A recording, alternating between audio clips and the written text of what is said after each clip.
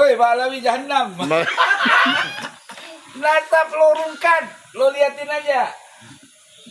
Hah? Ilmu orang ada. Ya. Betul. Nasab orang ngerti. Betul. Ya. Ngagulnya selangit. Nah, Ya. insyaallah. Buset. Dawir we, dawir. Tawir mulu, nyari apam gratis. Malu ngapa malu? Udah, rungkan lo. Ngaku tuh bukan keturunan Nabi, ngaku keturunan Nabi. Nun mati ketemu orang tahu. Ya. Mereka ngejek Nabi Muhammad SAW. Nabi Muhammad punya anak perempuan namanya Fatimatus Zahra. Fatimatus Zahra punya anak laki-laki namanya Sayyidina Al-Husain. Sayyidina Al-Husain punya anak laki-laki namanya Ali Zainal Abidin. Ali Zainal Abidin punya anak laki-laki namanya Muhammad Al-Baqir. Muhammad Al-Baqir punya anak laki-laki namanya Ja'far Shadiq. Ja'far Shadiq punya anak laki-laki namanya Ali Al-Uraidi. Ali Al-Uraidi punya anak laki-laki lagi namanya Muhammad Naqib. Muhammad Naqib punya anak laki-laki namanya Isa Ahmad. Ahmad punya anak laki-laki namanya Ahmad bin Isa Al-Muhajir. Pindah ke Yaman. Muhajir artinya pindah ke Yaman. Itulah nenek moyangnya para habaib As-Sagab, Al-Haddad, Al-Jufri bin Salim bin Syekh Abi Bakar. Sampai hari ini keturunan.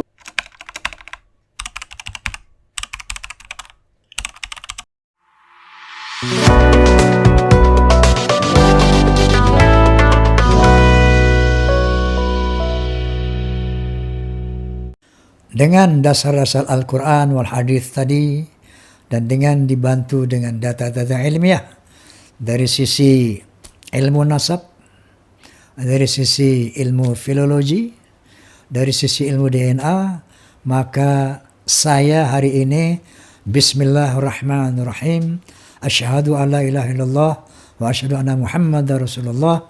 Saya hakul yakin bahwa Ba'alawi bukan keturunan Nabi Muhammad sallallahu alaihi wasallam. Sekarang ada rame isu nasab, nggak usah ikut-ikut, nanti hilang sendiri. Ya, kita pelajari yang benar yang seperti apa. Itu resikonya tinggi itu resikonya bisa kafir. Dan siapa yang membatalkan nasab seseorang yang bukan pada tempatnya, hati-hati juga. Ya, maka dia tidak akan mencium bau surga. Ba'alawi itu adalah nisbat kepada habaib yang ada di Hadramut sana. Jadi istilah Ba'alawi itu adalah habaib-habaib yang mengerucut kepada habaib yang ke Hadramut di sana. Adapun habaib kan banyak. Di Irak sendiri banyak habaib. Di Hadramut itulah termasuk Durjah Nabi, itu luar biasa besar ya. Itu habaib yang di Indonesia itu adalah hanya dari satu, Sayyidina Ahmad bin Isa Al-Muhajir hijrah dari Irak tinggal di Hadramut. Dari situ nanti ada, di situ ada, jadi ke arah ke sana nanti. Ali Ba'alawi itu adalah disitulah nanti ke arah situ. Jadi itu untuk penentuan apa namanya, rombongan habaib, rombongan Duriyah Nabi dari mana itu gitu. Jadi kalau sudah Ba'alawi ya sudah ke situ. Bukan dari tempat-tempat yang lain gitu. Jadi tidak semua habaib itu Ba'alawi. Jadi istilah Ba'alawi, istilah tidak semua ikut Ba'alawi, bukan, tidak. Tapi banyak habaib di Mesir, banyak habaib. Tapi semuanya selagi itu Duriyah Nabi adalah satu martabat yang harus kita cintai. Hanya kebetulan di Hadramut, di Indonesia ini adalah yang menyuruh dakwah mulai dari Wali Songo sampai hari ini adalah habaib-habaib yang datang dari sana. Makanya kita lebih mengarah kepada pengenalan kepada asal habaib kita yang ada di sini adalah dari situ gitu. Sekali lagi respon pertama bahwa pandangan ini terlalu simplistis. Masa sih orang sekaliber Profesor Dr.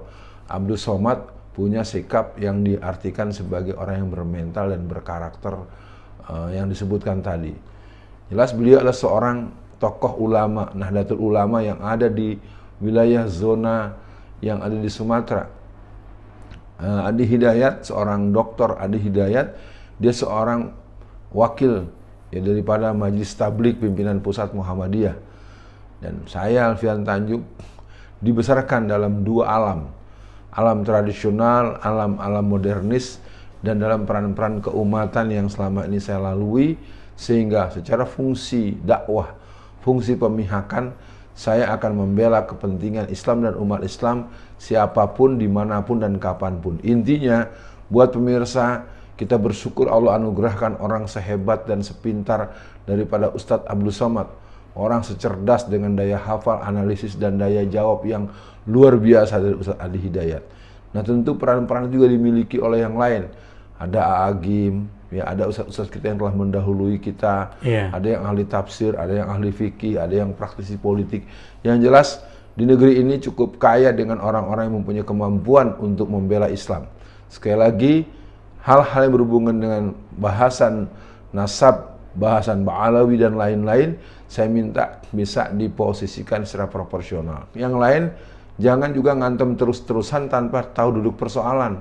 Apalagi fenomena-fenomena orang yang dipanggil Mr. Imad itu, kita nggak ngerti, nggak ada angin, nggak ada hujan, langsung jol muncul. Dan saya lihat dalam pengalaman saya di chat WhatsApp saya juga banyak kawan-kawan dekat saya atau orang yang saya anggap guru-guru saya atau senior-senior saya juga ada yang mati-matian tanda kutip menjadikan pandangan-pandangan Imad ini sebagai referensi utama. Saya ingin katakan jangan gitu dong Pak. Begitu Bung Kameramen.